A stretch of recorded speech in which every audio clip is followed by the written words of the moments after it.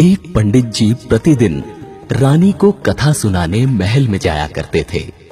कथा के अंत में प्रतिदिन कहते कि राम सुमर ले तो बंधन छूटे। कई दिन कथा सुनने के पश्चात एक दिन पिंजरे में बंद तोता बोला, यूं मत कहो रे पंडित झूठे। उस समय तो पंडित जी मन मसोस कर रह गए और चुपचाप चले गए।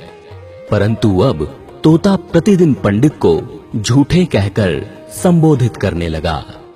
पंडित जी को मन में क्रोध आता कि ये सब क्या सोचेंगे, रानी क्या सोचेगी। परेशान होकर पंडित जी अपने गुरु के पास गए। गुरु जी को सब हाल बताया।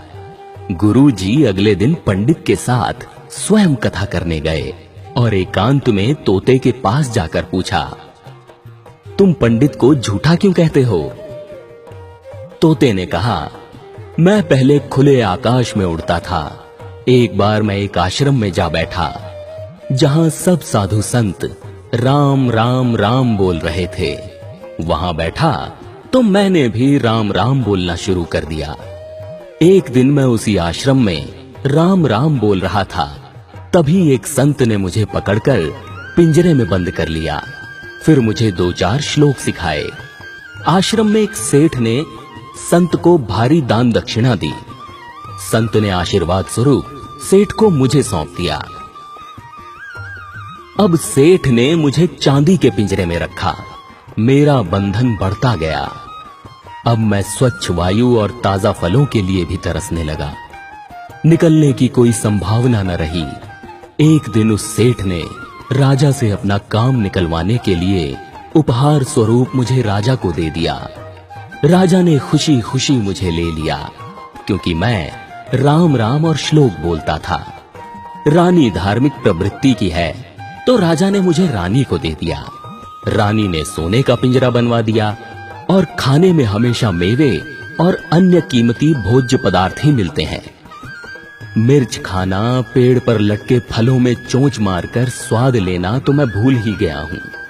अपनी मर्जी से चहकना भूल गया हूं। अब मैं कैसे कहूं कि राम राम कहें तो बंधन छूटे। तोते ने गुरुजी से कहा, आप ही कोई युक्ति बताएं जिससे मेरा बंधन छूट जाए। गुरुजी बोले, आज तुम खाकर थोड़ी देर बाद चुपचाप पड़ जाओ, हिलना भी नहीं। हिलाया जाए तो भी मरणासन्न अवस्था में पड़े रहना।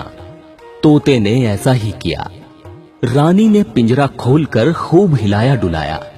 थोड़ी देर बाद रानी ने सेवकों से कहा, ये तोता मर गया है, इसे बाग में गड्ढा खोदकर दबा दो। जैसे ही तोते को लेकर सेवक बाग में पहुंचे, तोता फुर्र से उड़ गया। तोता पिंजरे से निकलकर आकाश में उड़ते हुए बोलने लगा, गुरु मिले तो बंधन छूटे।